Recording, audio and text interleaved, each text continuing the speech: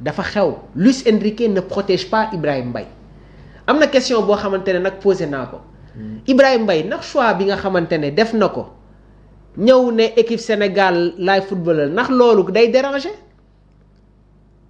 nga bëgg a wax est-ce que amul impact ci li ko relégué. waaw mais am na ku ma yónnee dem SMS ne ma Mamour il faut aller suivre la dernière prestation de Ibrahima Mbaye oui suivre naa ko ma jox la un exemple.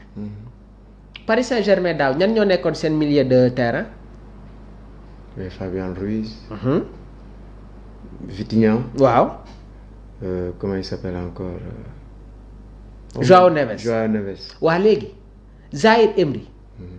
daaw tolloon na ci période boo xamante ne ñëpp dañ ne Zahir mu jékki-jékki saa chuté Fabien Ruiz ñëw perturbé booy bi ba ñi ngi doon évoquer sax son transfert am match yoo xamante ne Luis Enrique daf ko footballoo comme arrière droite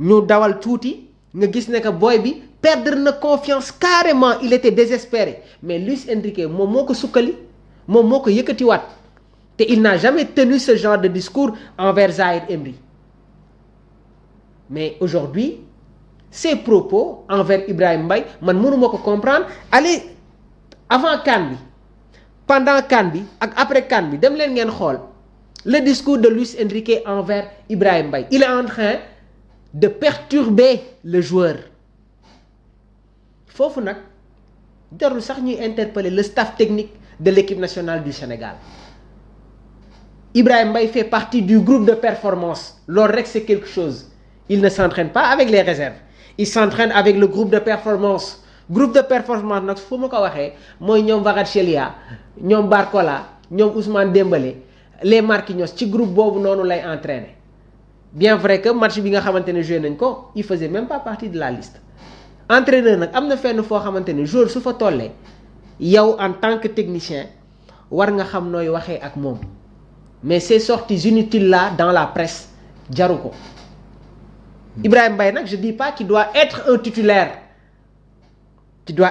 titulaire ci équipe bi di Paris Saint-Germain je n'ai pas dit ça waaye nag temps de jeu am waroon na yokk tuuti mais tamit football il faut respecter les choix du coach.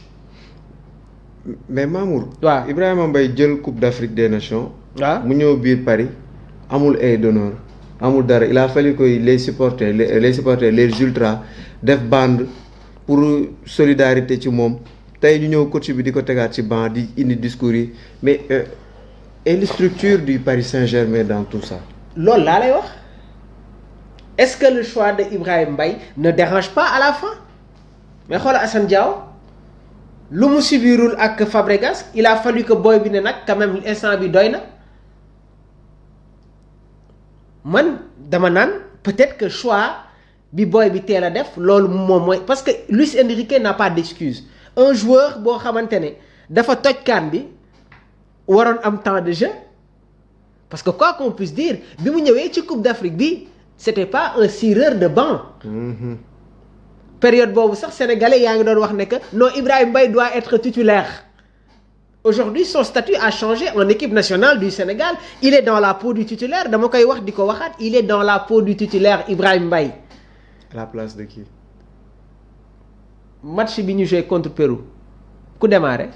moom moo démarré. bi ñu joué contre Gambie kan moo taal deuxième but bi. moom la mais démarré sooy noté. mais ba muy démarré place quoi la jël. daam fu may ñëw su ma la nee il est dans la peau du titulaire. mooy booy bi ragalul te xam na ne que à tout moment Pape Thiaw mun na ko utiliser il y avait pas Sadio moo tax mu jouer. Ibrahima Mbaye titulaire contre la France. déedéet Ibrahima Mbaye ne va pas être titulaire contre la France parce que tamit Djibi il ne faut pas quand même brûler les étapes mais dama ne la tey jii nii. yow hiérarchie ngay wax mais performance nag. mais parce que dafa am ñeneen ñoo xamante ne nag actuellement nii ñoom ñoo ko jiitu mooy Ismaïla mooy Iliman te ñooñu seen ay statut tamit dañ leen di respecter. gëm nga ne Sénégal France booy bi mun na gagner match bi bu ñëwee soit deuxième période je sais pas. non kii day ñëw deuxième période Ibrahima Mbaye mii nii. non kii day ñëw deuxième période incha allah jibi mais li ma la bëgg a wax su ma la ne il est dans la peau du titulaire mooy il est prêt à toutes les éventualités booy bi il est prêt dans sa tête parce que xoolal il n'a pas besoin soxlawul woon temps bu bëri pour wane son talent waa léegi Krépin Diatta Krépin avant muy nekkaat tey ji quelqu'un de très important ci AS Monaco mais il ne jouait pas lu toll ni liste Ligue des Champions joueur bu mel ni Krépin Diatta ñu ne la bokkoo si et pourtant c'était un titulaire indiscutable avec l'équipe nationale du Sénégal ses performances pointues moom moo ko permettre mu nekkaat tey jii nii quelqu'un boo xamante ne on peut compter sur lui ci clubam mais un joueur comme Ibrahima Mbaye quand même am na leen loo xamante ne mérito na ko gis nga fii un entraîneur a cette capacité de déstabiliser un joueur Cesc Fabregas loolu la defoon Assane Diao et suñu waxantee dëgg Luis Enrique loolu la nekk di def actuellement envers Ibrahima Mbaye le joueur pour le moment man li ma su ma ko mënoon conseil bu mu focaliser wu sur les transferts na continuer di def ay performance am nee naa la sànq il est dans le groupe de performance su amee ay quelques minutes na ko saisir d'accord léegi nag aujourd'hui je pense que son objectif c'est de faire une très bonne coupe du monde objectif am nii coupe du monde la parce que nag d'accord wax nañu Arsenal wax nañu Chelsea wax nañu Aston Villa mais coupe du monde nekk na vitrine boo xamante ne marché bi day gën a ibbeeku et un joueur comme Ibrahima Mbaye ne va pas manquer de propositions xoolal Pape Matar Sarr Pape Matar a des problèmes en équipe nationale du Sénégal parce qu'il n'arrive quand même pas à décoller mais en club su ñuy xool les 2 dernières saisons de Pape Matar Sarr il y a la régularité suñu waxantee dëgg rek léegi sénégalais yi ñoom seen problème mooy lan moo tax Pape Matar li muy def biir Tottenham du ko def Sénégal problème bi foofu kese la alors qu'aujourd'hui ce jeune-là malgré ses problèmes qu'il a en club il est en train de performer en équipe nationale du Sénégal il faut par moment faire la part des choses Djibi et nee naa la il me rappelle Ezekiel Lavezzi te li may wax nii nag nañuy gën di dem dégg naa nag yenn consultants yi naan non booy bi bu mu yàkkamti le football n'attend pas dafa am fu mu toll dafa am benn étape boo xamante ne nag soo fa tollee yow yaay xam yaay kan moo tax ma ne la xam naa ne le staff technique xam nañu seen liggéey mais le discours de Pape Bouna Thiaw ki am fu mu toll à l'heure actuelle c'est Lamine Camara vers Liverpool.